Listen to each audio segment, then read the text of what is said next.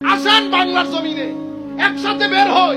কয়জন মানুষকে আপনি কনভিন্স করেছেন আর যার বিরুদ্ধে সারাদিন ফতোয়া দেন সেই ব্যক্তি বাংলার জমিনে কি করেছে? আসেন।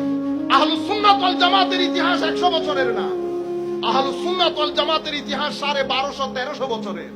আমাদের ইমাম আবুল হাসান আশআরী, ইমাম আবু মনসুর মাতুরিদি, আমরা কোনদিন মুনাজাতের মধ্যে আমাদের এই দুই ইমামের নাম পর্যন্ত নেই না।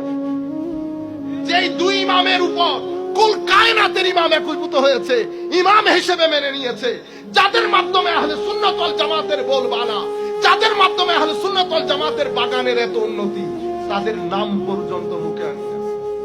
100 বছরের পিছনে যেতেই চায় না। যে গাজালির মাধ্যমে কুল কায়নাতের সুফিরা জেগে উঠে, সেই গাজালির নাম পর্যন্ত আমরা একবার নেই না।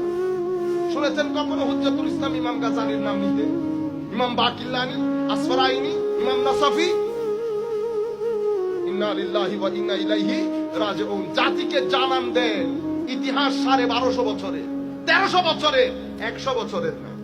সমস্ত ইমাম মাতার তাজ, সমস্ত ইমাম মাতার তাজ, কিন্তু একজন ইমাম না।